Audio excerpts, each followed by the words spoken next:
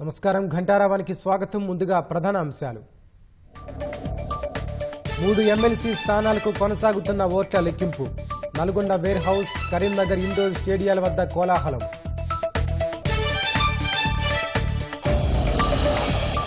అవసరమైతే రోబోల సాయంతో సొరంగంలో సహాయక చర్యలు. ఇంకెవరూ ప్రమాదానికి గురి కావద్దని అధికారులకు సీఎం సూచన.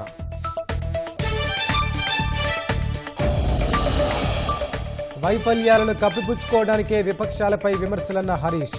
ఎస్ఎల్బీసీ ఘటనపై సిట్టింగ్ జడ్జితో విచారణ జరిపించాలని డిమాండ్. అసాంఘిక కార్యకలాపాలకు అడ్డాలుగా హైదరాబాద్ శివార్లు. వందలాది మందిని అదుపులోకి తీసుకున్న పోలీసులు.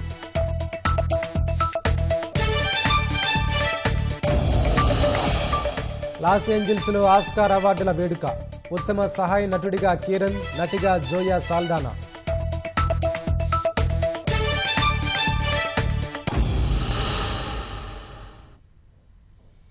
రాష్ట్రంలోని 3 ఎమ్మెల్సీ స్థానాల ఎన్నికల ఓట్ల లెక్కింపు కొనసాగుతోంది. అభ్యర్థులు, ఏజెంట్ల సమక్షంలో అధికారులు స్ట్రాంగ్ రూమ్లు తెరిచారు. కరీంనగర్, మెదక్, నిజామాబాద్, ఆదిలాబాద్ ఉపాధ్యాయ, పట్టభద్రుల నియోజకవర్గాలకు సంబంధించి కరీంనగర్లోని అంబేద్కర్ ఇండోర్ స్టేడియం వద్ద లెక్కింపు జరుగుతోంది. ఉమ్మడి జిల్లాలు వరంగల్, ఖమ్మం, నల్గొండ ఉపాధ్యాయ నియోజకవర్గానికి నల్గొండలోని వేర్ హౌసింగ్ గోదాంలో కౌంటింగ్ జరుగుతోంది. చెల్లుబాటైన ఓట్లలో 50% పైగా వచ్చిన అభ్యర్థిని విజేతగా ప్రకటిస్తారు. తొలి ప్రాధాన్యత ఓటుతోనే విజేత ఎవరో తేలకపోతే కౌంటింగ్ ప్రక్రియ రాత్రి వరకు కొనసాగే అవకాశం ఉంది.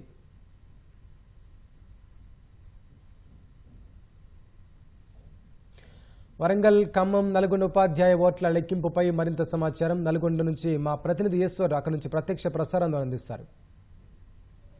వరంగల్, ఖమ్మం, నల్గొండ ఉపాధ్యాయ ఎమ్మెల్సీ కౌంటింగ్ ప్రక్రియ అయితే ప్రారంభమైంది. సరిగ్గా 8 గంటల సమయంలో ఈ కౌంటింగ్ ప్రక్రియ అయితే ప్రారంభించారు. మొత్తం కూడా ఈ వరంగల్, ఖమ్మం, నల్గొండ 3 ఉమ్మడి జిల్లాలకు సంబంధించి మొత్తం కూడా 24,139 మంది ఉపాధ్యాయులు అయితే ఓటు హక్కును వినియోగించుకున్నారు. వీరిలో మొత్తం ఓటర్ల సంఖ్య చూసుకున్నట్లయితే 25,797 ఓటర్ల సంఖ్య ఉండగా 1,658 మంది అయితే ఓటు హక్కును వినియోగించుకోలేదు. అయితే ఉదయం 8 గంటల నుంచి కూడా ఈ కౌంటింగ్ ప్రక్రియ అయితే ప్రారంభమైందని చెప్పుకోవచ్చు. కౌంటింగ్కి సంబంధించి పటిష్ట బందోబస్తు ఏర్పాటు చేశారు. నల్లగొండ జిల్లాలోని ఆర్జాల బావి వద్ద ఉన్నటువంటి వేర్ హౌస్ గోదాము వద్ద ఈ కౌంటింగ్ ప్రక్రియ అయితే కొనసాగుతుంది. ఈ కౌంటింగ్ పరిసర ప్రాంతాల మొత్తం కూడా పటిష్ట బందోబస్తు ఏర్పాటు చేశారు. ఎవరిని కూడా అనుమతించట్లేదు. ఇక్కడ మొత్తం కూడా 3 అంచెల భద్రత అయితే ఇక్కడ ఏర్పాటు చేశారని చెప్పుకోవచ్చు. ఉదయం 8 గంటల నుంచి కూడా ఈ కౌంటింగ్ ప్రక్రియ ప్రారంభమైంది. ఉదయం 7 గంటల సమయంలో ఇటు ఆర్ఓగా వ్యవహరిస్తున్న ఇలా త్రిపాఠి, అదేవిధంగా ఎన్నికల అధికారులు, అదేవిధంగా ఇటు అభ్యర్థులు, ఏజెంట్ల సమక్షంలో స్ట్రాంగ్ రూమ్ను ఓపెన్ చేశారు. స్ట్రాంగ్ రూమ్లో నుంచి ఆ బ్యాలెట్ బాక్స్ను తీసుకొచ్చి ఇక్కడ 4 గోదాముల్లో కూడా మొత్తం 25 టేబుల్స్ని ఏర్పాటు చేశారు. 25 టేబుల్స్ పైగా ఈ బ్యాలెట్ పత్రాలన్నింటిని కూడా 25 పోలింగ్ బూతుల నుంచి బ్యాలెట్ బాక్స్ను తీసుకొచ్చి 25 టేబుల్స్ పైన కూడా సమానంగా పంచారు. వాటన్నిటిని కూడా 25 బ్యాలెట్ పత్రాలను 25 ఓట్లను లెక్కించి ఒక బండిల్గా ప్యాక్ చేస్తున్నారు. ఇలా మొత్తం కూడా 8 రౌండ్లు కొనసాగుతుంది. 8 రౌండ్లలో మొత్తం కూడా 200 పోలింగ్ కేంద్రాలకు సంబంధించి ఆ పోలింగ్ బూతుల్లో ఉన్నటువంటి ఆ బ్యాలెట్ పత్రాల మొత్తాన్ని కూడా బండిలు కట్టే ప్రక్రియ కొనసాగుతుంది. ఇది సుమారు 2 గంటల వరకు కూడా కొనసాగే అవకాశం ఉంది. మధ్యాహ్నం 1 తర్వాత ఈ మొత్తం నమోదైన ఓట్లని లెక్కించి వాటిలో సగానికి పైగా కట్ ఆఫ్ మార్క్ తీసుకుని సగానికి పైగా ఒక ఓటు ఎవరికైతే ఆధిక్యం వస్తుందో వారిని విజేతగా ప్రకటించే అవకాశం ఉంది. ఈ గెలుపు కోటాకి సంబంధించి ఇంకా ఈ లెక్కింపు అయితే కొనసాగుతుంది. మధ్యాహ్నం 1 తర్వాత అయితే గెలుపు కోట చెప్పే అవకాశం ఉంది. ఆ గెలుపు కోట ఎవరైతే రీచ్ అవుతారో వారిని విజేతగా ప్రకటిస్తారు. ఒకవేళ మొదటి ప్రాధాన్యత ఓట్లలో ఎవరు కూడా గెలుపు కోటను రీచ్ కాని పరిస్థితుల్లో 2వ ప్రాధాన్యత ఓటుకి లెక్కింపుకి వెళ్ళే అవకాశం ఉంటుంది. అయితే దీనికి సంబంధించి మొత్తం కూడా ఈ కౌంటింగ్ ప్రక్రియలో సుమారు 350 మంది సిబ్బంది అయితే పాల్గొన్నారు. అదేవిధంగా 250 మంది పోలీస్ సిబ్బంది అయితే దీంట్లో పాల్గొన్నారు. ఒక్కొక్క టేబుల్ పైన ఒక కౌంటింగ్ సూపర్వైజర్, ఒక మైక్రో అబ్జర్వర్, 2 కౌంటింగ్ అసిస్టెంట్లు ఉన్నారు. వీరితో పాటు 20% రిజర్వ్ సిబ్బంది కూడా ఉన్నారు. మొత్తం 350 మంది సిబ్బంది అయితే ఈ కౌంటింగ్ ప్రక్రియలో పాల్గొన్నారు. ఇటు పోలీసు పటిష్ట బందోబస్తు ఉండడం కూడా ఈ కౌంటింగ్ ప్రక్రియ కొనసాగుతుంది. పోలీసులు వచ్చేసరికి మొత్తం 250 మంది పోలీసులు అయితే ఇక్కడ కౌంటింగ్ కేంద్రం వద్ద ఉన్నారు. మొత్తం సుమారు 600 నుంచి 700 మంది వరకు పోలీస్ సిబ్బంది, తర్వాత ఇటు మైక్రో అబ్జర్వర్స్, సూపర్వైజర్లు అందరూ కూడా ప్రత్యక్షంగా పరోక్షంగా కూడా దీంట్లో పాల్గొన్నారు. మొత్తం కూడా 3 షిఫ్ట్లలో కూడా ఈ కౌంటింగ్ ప్రక్రియ కొనసాగే అవకాశం ఉంది. మధ్యాహ్నం 1 గంటల సమయంలో అయితే ఈ బండిల్స్ కట్టే ప్రక్రియ మొత్తం కూడా ముగుస్తుంది. దాని తర్వాత మొదటి ప్రాధాన్యత ఓట్లు, తర్వాత ఇలా లెక్కింపు అనేది కొనసాగుతుంది. ఎవరికైతే సగం పైగా ఓట్లు నమోదవుతాయో, గెలుపు కోట రీచ్ అవుతారో వారిని మొదటి ప్రాధాన్యత ఓట్లలో విజేతగా ప్రకటించే అవకాశం ఉంది. అయితే ఇప్పటి వరకు కూడా జరిగిన ఎన్నికల్లో ఎవరికి కూడా మొదటి ప్రాధాన్యత ఓట్లలో గెలిచిన అవకాశం కూడా ఎక్కడా లేదు. అయితే ఈసారి కూడా మొదటి ప్రాధాన్యత ఓట్లు గెలుపు అనేది ఛాన్సెస్ చాలా తక్కువ ఉన్నాయని చెప్పుకోవచ్చు. రెండో ప్రాధాన్యత ఓట్లలో గెలుపు అవకాశాలు ఉండే విధంగా కూడా ఉన్నాయని చెప్పి ఇక్కడ ఉన్నటువంటి అధికారులు కూడా చెప్తున్నారు. దానికి తగ్గట్లు కూడా ఏర్పాట్లు జరిగాయి. మధ్యాహ్నం 1 నుంచి 2, 3 సమయంలో అయితే ఈ ఓట్ల లెక్కింపు అనేది కొనసాగుతుంది. మొదటి ప్రాధాన్యత ఓట్లలో గెలుపు కోటను ఎవరైతే రీచ్ అవుతారో వారికే విజయ అవకాశాలు కూడా ఉందని చెప్పుకోవచ్చు. మొత్తంగా కూడా ఇక్కడ నల్గొండ జిల్లాలోని ఆడ్జాల్బా వద్ద, గోదాం వద్ద అయితే ఈ వరంగల్, ఖమ్మం, నల్గొండ ఉపాధ్యాయ ఎమ్మెల్సీ కౌంటింగ్ ప్రక్రియ అయితే ప్రశాంత వాతావరణంలో కొనసాగుతుందని చెప్పుకోవచ్చు. ఇది ఇక్కడ ఉన్న తాజా సమాచారం. ఓటు. ధన్యవాదాలు ఈశ్వర్. ఎస్ఎల్బీసీ సొరంగంలో చిక్కుకున్న వారిని బయటకు తీసుకొచ్చేందుకు అవసరమైతే రోబోల సాయం తీసుకోవాలని సీఎం రేవంత్ రెడ్డి అధికారులకు సూచించారు. సొరంగంలో చిక్కుకున్న వాళ్ళు ఎక్కడున్నారో, బతుకున్నారో లేదో అంచనాకు రాలేదన్న సీఎం మరో 2-3 రోజుల్లో కొలిక్కొచ్చే అవకాశం ఉందని వెల్లడించారు. ప్రకృతి విపత్తులు జరిగినప్పుడు అండగా నిలవాల్సిన విపక్షాలు రాజకీయ విమర్శలు చేయడం తగదన్నారు. ప్రమాద స్థలికి వెళ్లలేదని నిలదీస్తున్న ప్రతిపక్ష నాయకులు అప్పుడెక్కడున్నారో ఉన్నారని ఎదురుదాడికి దిగారు. శ్రీశైలం ఎడమగట్టు కాలువ సొరంగంలో చిక్కుకున్న వారిని గుర్తించేందుకు, బయటకు తీసుకొచ్చేందుకు అవసరమైతే రోబోల సాయం తీసుకోవాలని ముఖ్యమంత్రి రేవంత్ రెడ్డి అధికారులకు దిశానిర్దేశం చేశారు. ప్రమాదంలో మరొకరు చిక్కుకోకుండా రోబోల్ని వినియోగించాలని సూచించారు. ఆదివారం ఎస్ఎల్బీసీ టన్నెల్ను పరిశీలించిన సీఎం రేవంత్ అక్కడ జరుగుతున్న సహాయ కార్యక్రమాలపై సమీక్ష నిర్వహించారు. ఇది అనుకోకుండా జరిగిన దుర్ఘటనగా అభివర్ణించిన సీఎం విపత్తులు జరిగినప్పుడు రాజకీయాలకు అతీతంగా ఏకమై సమస్యను పరిష్కరించుకోవాలన్నారు. సహాయక చర్యల్లో పాల్గొంటున్న 11 సంస్థల్ని రేవంత్ రెడ్డి అభినందించారు. బాధిత కుటుంబాల్ని ఆదుకోవడంతో పాటు ప్రాజెక్టును పూర్తి చేస్తామని స్పష్టం చేశారు. మేము చర్చించి సమీక్షలో తేలింది ఏంటంటే ఇంకా 2-3 రోజులు ఈ సమస్య కొలిక్కి రావడానికి పడుతుంది. 2-3 రోజుల తర్వాత మిగతా కార్యక్రమాన్ని చెప్పగలమనేది మా దృష్టికి తీసుకొచ్చింది. ఆ కన్వేయర్ బెల్ట్ రిపేర్ చేసి అందులో వెళ్తున్న మట్టిని కానీ వీటన్నిటిని కన్వేయర్ బెల్ట్ ద్వారా బయటకు పంపించగలిగితే కొంత పనులలో వేగం వస్తుంది. మూడవది, లోపల ఎక్కడ మనుషులు ఉన్నారు, ఎక్కడ మిషనరీ ఇరిగిపోయి ఇరుక్కున్నది, వీటన్నిటిని కూడా ఒక అంచనాకి పూర్తి స్థాయిలో రాలేకపోతున్నారు. ఈరోజు వాళ్ళు ఇంకా పట్టుదలతోని సమస్యను పరిష్కరించడానికి, ప్రభుత్వానికి సహకరించడానికి వాళ్ళు పూర్తి స్థాయిలో పనిచేస్తున్నారు. ఇది ప్రమాదము, ఇది ఒక విపత్తు. ఇప్పుడు మన అందరం కూడా ఒక తాటి మీద నిలబడి ఈ సమస్యను పరిష్కరించాలి. రాష్ట్రం ఏర్పడిన తర్వాత గత ప్రభుత్వం ఎస్ఎల్బీసీ టన్నెల్ పనులలో నిర్లక్ష్యం వహించిందని ఆరోపించారు. టన్నెల్ పనులు చేసే సంస్థకు నిధులు విడుదల చేయకపోగా విద్యుత్ బకాయిలు సైతం చెల్లించకపోవడంతో పనులు ఎక్కడికక్కడా నిలిచిపోయాయన్నారు. కాంగ్రెస్ అధికారంలోకి వచ్చిన వెంటనే ఈ ప్రతిష్టాత్మక ప్రాజెక్టు పనుల్ని పూర్తి చేసేందుకు చర్యలు చేపట్టిందని గుర్తు చేశారు.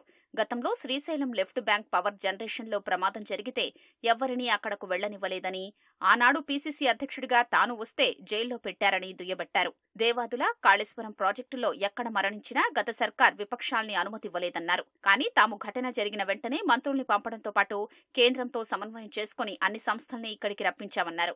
ప్రమాదం జరిగితే తాను ఎన్నికల ప్రచారంలో తీరిక లేకుండా ఉన్నానని విమర్శించే విపక్షాల నేతలు అదే సమయంలో వాళ్లెక్కడున్నారని ప్రశ్నించారు. కేసీఆర్ ఏడున్నాడు? ప్రధాన ప్రతిపక్ష నాయకుడు ప్రభుత్వాన్ని నిలదీయాలి కదా. కిషన్ రెడ్డి ఏడున్నాడు? కిషన్ రెడ్డి ఏ ప్రచారాలలో తిరిగిండు? నన్ను అడుగుతారు కదా ఎన్నికల ప్రచారంలో. హరీష్ రావు గారు దుబాయ్లో పోయి దావతులు చేసుకోలే. హరీష్ ఏడున్నాడు ప్రమాదం జరిగినప్పుడు? హరీష్ పాస్పోర్ట్ ఒకసారి బయట పెట్టమను. ఈరోజు ఎయిర్పోర్ట్లో వివరాలు ఉంటాయి. కాదనమను హరీష్, అవన్నీ తీసి నేను బయట పెడతా. దుబాయ్ అబుదాబిలో దావతులలో మునిగి తేలినోడు అంత దిగిన తర్వాత వచ్చి మేము ఇన్ని రోజులు ప్రమాదం సంఘటనలో ఇబ్బంది కలగకుండా ఉండడానికి రాలేదంటున్నాడు. మరి ప్రమాద సంఘటనలో ఆయన వస్తే ఇబ్బంది జరుగుతుందంటే ముఖ్యమంత్రి వస్తే ఇబ్బంది జరగదా? ముఖ్యమంత్రి వస్తే ఇంకా పెద్ద ఎత్తున అంత రక్షణ వలయమంతా ఇక్కడికి వస్తుంది. అంటే సోయి తప్పి మాట్లాడితే ఎట్లా? ప్రమాదంలో చిక్కుకున్న వారిని గుర్తించి వెలికి తీయడమే ప్రథమ ప్రాధాన్యమని, ప్రాజెక్టును తిరిగి ప్రారంభించడమే తదుపరి లక్ష్యమని రేవంత్ రెడ్డి స్పష్టం చేశారు. నీటిపారుదల శాఖ మంత్రి ఉత్తమ్ కుమార్ రెడ్డి, మంత్రి జూపల్లి కృష్ణారావు, ఎమ్మెల్యే వంశీకృష్ణ ఆయనతో పాటు సమీక్షలో పాల్గొన్నారు.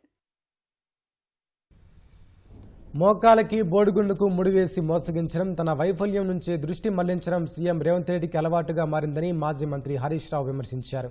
తన సన్నిహిత మిత్రుడు దుబ్బాక ఎమ్మెల్యే కుమార్తె పెళ్లి ఫంక్షన్ కోసం అబుదాబి వెళ్తే దాన్ని వివాదం చేయడానికి ప్రయత్నించడం నీచత్వానికి పరాకాష్ఠగా అభివర్ణించారు. తాను క్రికెట్ మ్యాచ్లు చూసేందుకు విహారయాత్రలు విలాసాల కోసమో వెళ్లలేదని ఎక్స్ వేదికగా వెల్లడించారు. హెలికాప్టర్ తీసుకుని ప్రమాద స్థలానికి రాకుండా ఎన్నికల ప్రచారానికి పోయింది ఎవరని ప్రశ్నించారు. హెలికాప్టర్ లేదంటూ నీటిపారుదల శాఖ మంత్రి టన్నెల్ వద్దకు వెళ్లకుండా హైదరాబాద్లోనే ఉన్నారన్నారు. తక్షణ కర్తవ్యం విస్మరించిన ముఖ్యమంత్రి వైఫల్యాన్ని కప్పిపుచ్చుకోవడానికే తనను విమర్శిస్తున్నాడని హరీష్ రావు ఎద్దేవా చేశారు. హైదరాబాద్లో ఎన్టీఆర్ ఘాట్ వద్ద కారు బీభత్సం సృష్టించింది. అతివేగంగా వచ్చిన కారు రోడ్డు డివైడర్ను ఢీకొని ఫుట్పాత్ పైకి ఎక్కింది. ప్రమాదంలో 2 చెట్లు, విద్యుత్ స్తంభం ధ్వంసమయ్యాయి. కారులో ఎయిర్ బెలూన్లు తెరుచుకోగా అర్ధరాత్రి సమయంలో ప్రమాదం జరిగినట్లు తెలుస్తోంది. రోడ్డుపై ఎవరూ లేకపోవడంతో పెనుముప్పు తప్పింది. అతివేగంగా డివైడర్ను ఢీకొట్టడంతో కారు ముందు భాగం పూర్తిగా నుజ్జునుజ్జయింది. మద్యం తాగి కారు నడిపి ఉంటారేమోననే కోణంలో పోలీసులు దర్యాప్తు చేస్తున్నారు.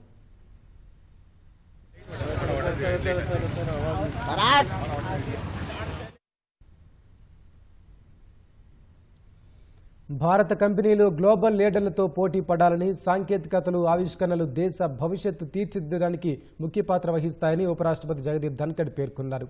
సంగారెడ్డి జిల్లా కందిలోని ఐఐటి హైదరాబాద్లో పర్యటించిన ఆయన సతీమణితో కలిసి ఒక చెట్టు తల్లికి అంకితం కార్యక్రమంలో భాగంగా మొక్కలు నాటారు. ఎంపీ రఘునందన్ రావు, జిల్లా కలెక్టర్ క్రాంతి హెలిప్యాడ్లో చేరుకున్న ఆయనకు స్వాగతం పలికారు. విద్యార్థులకు పరిశోధన, అభివృద్ధి, ఆవిష్కరణలపై కార్పొరేట్ పెట్టుబడి అవసరాన్ని, ప్రాముఖ్యతను ఉపరాష్ట్రపతి వివరించారు. ఐఐటి హైదరాబాద్ అగ్రగామిగా నిలవాలని 300 మంది అధ్యాపక బృందాన్ని అభినందిస్తున్నట్లు ఆయన తెలిపారు. When it came to technological penetration and digitization, just imagine accessibility of technology and adaptability of those in the villages. Amazing performance, giving us global recognition. If our people-centric policies, if service delivery is so efficient, it is on account of adaptability to technology of our brothers and sisters in the villages. I am son of a farmer. Imagine the kind of pride I have when 3 times a year about 100 million farmers get amount direct in their bank accounts. That the government has a system is not important. It is an achievement, but that farmers are equipped on their own to receive it.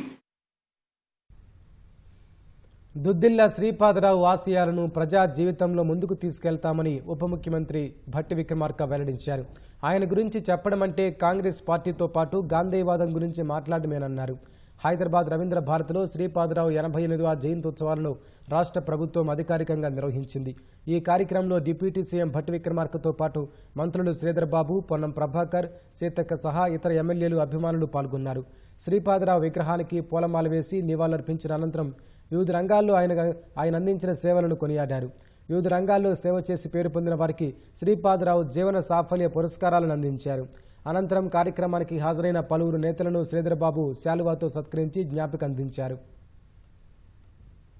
సంవత్సరాల gap తర్వాత కూడా ఇంకా ప్రజలు వచ్చి వారితో ఉన్నటువంటి అనుబంధాన్ని, ప్రేమని, ఆప్యాయతని నెమరేసుకుంటున్నారంటే వారు జనంతో ఎంత కలిసిపోయారో ఇటువంటి సభల ద్వారా మనకు చాలా స్పష్టంగా అర్థం అవుతాం. వారు 3 సార్లు, వారి కుమారుడు శ్రీధర్ బాబు గారు 5 సార్లు, 8 సార్లు ఒక కుటుంబంలో ఉన్నటువంటి వ్యక్తుల్ని ఆ ప్రాంత ప్రజలు గెలిపించారు అంటే ఆ కుటుంబం ఆ జనాభాతో, ఆ నియోజకవర్గంలో ప్రజలతో ఎంత మమేకమై ఉంటే తప్ప ఇప్పుడున్న పరిస్థితులు ఎవరు గెలిపించే పరిస్థితి లేదు. మేము ఆ విలువలని నిజంగానే అలవర్చుకోలేక ముందుకు సమాజం ఆ విధంగా నడుస్తా ఉన్న తరుణంలో వీలున్నంత వరకు చేసే ప్రయత్నం చేస్తా ఉంటాం. ఆ సందర్భంలో నేను పెద్దలందరినీ కూడా కోరుతా ఉన్నా, నా అడుగులో కూడా తప్పు తడకలు ఉంటే తప్పకుండా ఎత్తి చూపెట్టండి. ఒక ప్రయత్నం చేస్తా, వీలున్నంత వరకు దాన్ని సరి చేసుకునే ప్రయత్నం చేస్తా. శాసనసభ, మండలి ప్రోరోగ్ అయ్యాయి. ఉభయ సభలను గవర్నర్ జిష్ణుదేవ్ వర్మ ప్రోరోగ్ చేశారు. అందుకనుగుణంగా నోటిఫికేషన్ జారీ అయింది. డిసెంబర్లో ప్రారంభమైన సమావేశాలను ప్రోరోగ్ చేయకుండానే మాజీ ప్రధానమంత్రి మన్మోహన్ సింగ్ మృతికి సంతాపం, ఎస్సీ వర్గీకరణ, కులగణన నివేదికలపై ప్రకటన కోసం కొనసాగించారు. తాజాగా ఉభయ సభలను ప్రోరోగ్ చేస్తూ నిర్ణయం తీసుకున్నారు. ఈ నెలలో బడ్జెట్ సమావేశాలు జరగనున్నాయి. దీంతో శాసనసభ మండలిని ప్రోరోగ్ చేశారు. బడ్జెట్ సమావేశాల ప్రారంభం సందర్భంగా ఉభయ సభల సభ్యులను ఉద్దేశించి గవర్నర్ ప్రసంగించాల్సి ఉంటుంది. అసెంబ్లీ మండలిని సమావేశపరిచేందుకు నోటిఫికేషన్ జారీ చేయనున్నారు. ప్రోరోగ్తో అత్యవసరమైతే రాష్ట్ర ప్రభుత్వం ఆర్డినెన్స్లు కూడా జారీ చేయొచ్చు.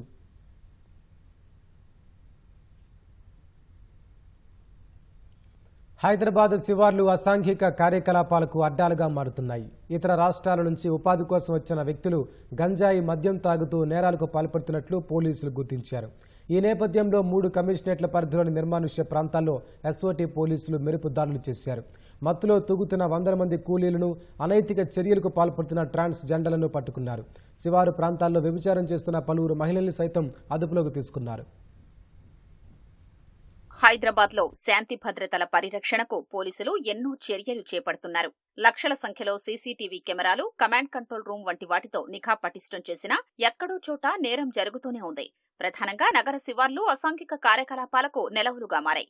అంతర్రాష్ట్ర కూలీలు నిత్యం గంజాయి, మద్యం మత్తులో తూగుతూ నేరాలకు పాల్పడుతున్నట్లు గుర్తించారు. ఇటీవల జరిగిన కొన్ని హత్యలు, అత్యాచారాల వెనుక వీరి హస్తమున్నట్లు అనుమానిస్తున్నారు. ఈ మేరకు ఫిర్యాదులు అందడంతో పాటు విశ్వసనీయ సమాచారంతో హైదరాబాద్, సైబరాబాద్ పోలీసులు వీటిపై ప్రత్యేక దృష్టి సారించారు. గత నెల 22న సైబరాబాద్ కమిషనరేట్ పరిధిలోని 152 నిర్మానుష్య ప్రాంతాల్లో ఎస్ఓటీ పోలీసులు ఆకస్మిక దాడులు చేశారు. అనుమానంగా కనిపించిన కొందరిని అదుపులోకి తీసుకోగా వారిలో 150 మంది మద్యం మత్తులో ఉన్నట్లు తేలింది. మరో 25 మంది గంజాయి తీసుకున్నట్లు గుర్తించారు. ఈ సోదాల్లో 22 మంది ట్రాన్స్జెండర్లను పోలీసులు అదుపులోకి తీసుకున్నారు. కొన్ని వాహనాన్ని సైతం స్వాధీనం చేసుకున్నారు. గంజాయి తీసుకున్న 25 మందికి మత్తు పదార్థాలు ఎలా అందాయన్న దానిపైన పోలీసులు ఆరా తీస్తున్నారు. తాజాగా శనివారం ఒక్కరోజే సైబరాబాద్ కమిషనరేట్ పరిధిలోని 5 జోన్లలో ఎస్ఓటీ పోలీసులు మెరుపు దాడులు చేశారు. 165 ప్రాంతాల్లో ఏకకాలంలో సోదాలు నిర్వహించి దాదాపు 380 మందిని అదుపులోకి తీసుకున్నారు. వీరిలో 355 మంది మద్యం తాగినట్లు తేలగా మరో 10 మంది గంజాయి తీసుకున్నట్లు నిర్ధారించారు. నిర్మానుష్య ప్రాంతాల్లో వ్యభిచారానికి పాల్పడుతున్న 12 మంది మహిళల్ని, 3 ట్రాన్స్జెండర్లను అదుపులోకి తీసుకున్నారు. అయితే శివార్లలో ఉత్తరప్రదేశ్, బీహార్, రాజస్థాన్కు చెందిన కూలీలే ఎక్కువ మంది పనిచేస్తున్నట్లు పోలీసులు గుర్తించారు. వాస్తవానికి బహిరంగ ప్రదేశాల్లో మత్తు పదార్థాలు తీసుకోవడం నేరమని పోలీసులు చెప్తున్నారు. శివారు ప్రాంతాల్లో పనిచేసే కూలీలు బహిరంగ ప్రదేశాల్లోనే మద్యం, గంజాయి తాగుతూ ఆయా ప్రాంతాల్లో తిరిగే వారికి భయాందోళనలు కలిగిస్తున్నారని గుర్తించారు. ఇటీవల జరిగిన నేరాల్లోనూ వీరి ప్రమేయముందని అనుమానిస్తున్న నేపథ్యంలో భవిష్యత్తులో ఈ సోదాలు ముమ్మరం చేయనున్నట్లు తెలుస్తోంది. మరోవైపు ఫామ్ హౌజులు, పబ్లు, హుక్కా కేంద్రాలపైన ఇదే తరహాలో ఎస్ఓటీ పోలీసులు సోదాలు నిర్వహించారు. అసాంఘిక కార్యకలాపాలకు పాల్పడితే కఠిన చర్యలు తప్పవని హెచ్చరించారు. రాచకొండ పరిధిలోని సరూర్ నగర్లో అర్ధరాత్రి వ్యభిచారం నిర్వహిస్తున్న 10 మంది ట్రాన్స్జెండర్లను అరెస్టు చేసి రిమాండ్కు తరలించారు. హైదరాబాద్ బల్కంపేట ఎల్లమ్మ దేవాలయంలో అమ్మవారిని ద్రాక్ష పండ్లతో ప్రత్యేకంగా అలంకరించారు. ఆదివారం సెలవు దినం కావడంతో అమ్మవారిని దర్శించుకునేందుకు భక్తులు అధిక సంఖ్యలో పోటెత్తారు. ప్రత్యేక అలంకరణలో దర్శనమిచ్చిన అమ్మవారిని చూసి భక్తులు తరించిపోయారు. ఎల్లమ్మకు పసుపు, కుంకుమ సమర్పించి ప్రత్యేక పూజలు చేశారు. ఎలాంటి ఇబ్బందులు లేకుండా భక్తులు అమ్మవారిని దర్శించుకునేందుకు ఆలయ అధికారులు ప్రత్యేక ఏర్పాట్లు చేశారు. ఆలయ ప్రాంగణం భక్తులతో కిటకిటలాడిపోయింది.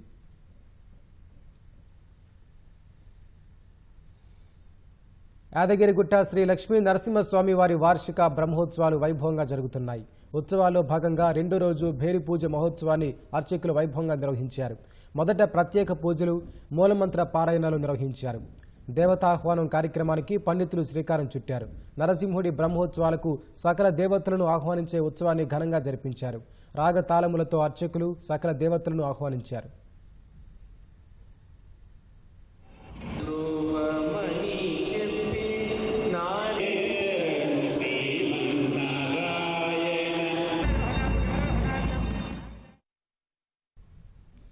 రంజాన్ మాసం అనగానే మనందరిలో మొదలేది ఉపవాసాలు, పండుగ ప్రత్యేక వంటకం హలీం.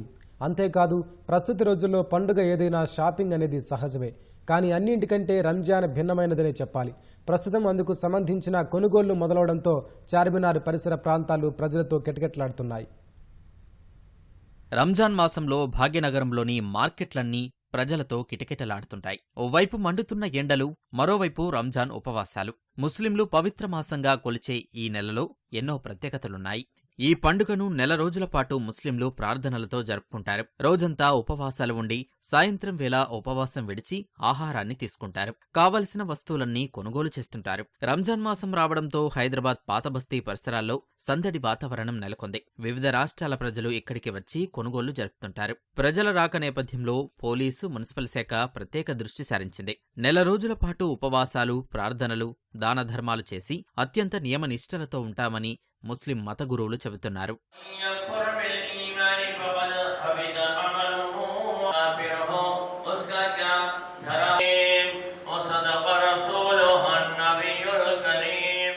एक बड़ा बरकत वाला और बड़ा ऊंचा महीना जो साया फिगर होने वाला है, जिसके अल्लाह तबारक व तआला ने उस महीने के रोज़ों को फ़र्द किया, जहां हम अपनी इफ्तारी के लिए जो भी इंतज़ाम करते हैं, तो अपने जो तो कितने ऐसे भाई मुसलमान हैं जो जिनके पास इफ्तारी लाने के लिए भी कुछ पैसा नहीं रहता, बहुत गरीब रहते हैं, लेकिन उसके बावजूद भी वो लोग रोज़ा रखते हैं। तो लिहाजा हमको चाहिए कि उनको भी कुछ इफ्तारी में हमारे साथ उनको भी शामिल कर लें, या कम से कम उनको इफ्तारी का इंतज़ाम कर दें। రంజాన్ అంటే నోరూరించే ఆహార పదార్థాల విక్రయాలే కాదు, షాపింగ్కు అంతే ప్రాధాన్యత ఉంటుంది. చార్మినార్ చుట్టుపక్కల జరిగే రాత్ బజార్కు చాలా ప్రత్యేకత ఉంది. నగరం నుంచే కాకుండా ఇతర ప్రాంతాల నుంచి పెద్ద ఎత్తున ప్రజలు కుటుంబ సభ్యులతో కలిసి వచ్చి కొనుగోలు చేస్తున్నారు. ధరలు తక్కువగానే ఉన్నాయని ఆనందం వ్యక్తం చేస్తున్నారు. ప్రతి ఒక్కరు షాపింగ్ చేయొచ్చు, రేట్లు కూడా రీజనబుల్ గానే ఉన్నాయి. అంటే ఎలాగుంటే అలా ఉన్నాయి అనుకో, బాగానే ఉంది. రంజాన్కి హ్యాపీగా షాపింగ్ చేసుకోవచ్చు, ఇక్కడ ఎవరైనా చేసుకోవచ్చు హ్యాపీగా. రంజాన్ నెల వస్తే ఇక్కడ అంతా ప్రత్యేక ఏమంటే చార్మినార్ దగ్గర వచ్చి గాజులు అవంతా ఫ్యాన్సీ ఐటమ్స్ అంతా తీసుకుంటాము. ఈ నెలలో అందరూ నెల అంతా వచ్చి షాపింగ్ చేస్తారు. లేడీస్లు, సేల్ చేసేవాళ్ళు కూడా వస్తారు. హోల్సేల్ అక్కడ ఇక్కడ బాగా జరుగుతుంది. రంజాన్ చాలు అయిన తర్వాత మాకు నమాజ్ చేసుడు, రోజా ఉండు ఉంటుంది. ఎండాకాలం ఉంది, తర్వాత కాదు అని ఇప్పుడు వచ్చాము షాపింగ్ చేసుకోనికి. మంచిగా రంజాన్ అయిపోయింది, మొత్తం ఫ్యామిలీతో వచ్చిన. మా పిల్లలకు బట్టలు తీసుకోపోదాం, మా భార్యకు బట్టలు తీసుకోపోదాం, గాజులు అన్నీ అయితే కొనుక్కోపోదామని వచ్చినాం. ఇక్కడ చార్మినార్ మంచిగా ఉంటుంది, మంచిగా బట్టలు గిట్టలు అన్నీ కొనుక్కుందామని ఆ ఫ్యామిలీతో వచ్చినాం.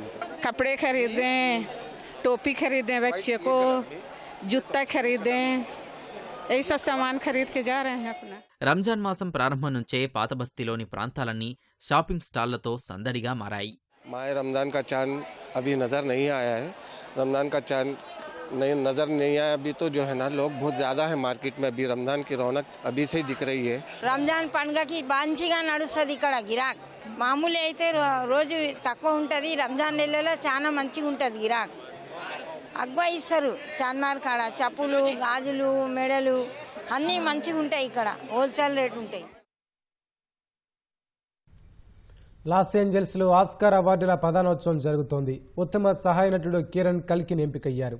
ఏ రియల్ పెయిన్ చిత్రానికి గాను ఆయన్ను ఎంపిక చేశారు. ఉత్తమ సహాయ నటిగా జోయా సాల్దానా ఎంపికయ్యారు. ఉత్తమ యానిమేటెడ్ ఫిల్మ్ ఫ్లో, ఉత్తమ యానిమేటెడ్ షార్ట్ ఫిల్మ్గా in the shadow of the cypress నిలిచింది.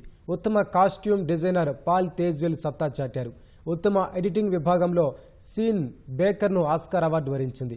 ఉత్తమ ఒరిజినల్ స్క్రీన్ ప్లే విభాగంలో అనోరాకు పురస్కారం లభించింది. ఉత్తమ అడాప్టెడ్ స్క్రీన్ ప్లే విభాగంలో కాన్క్లేవ్కు ఆస్కార్ గౌరవం దక్కింది.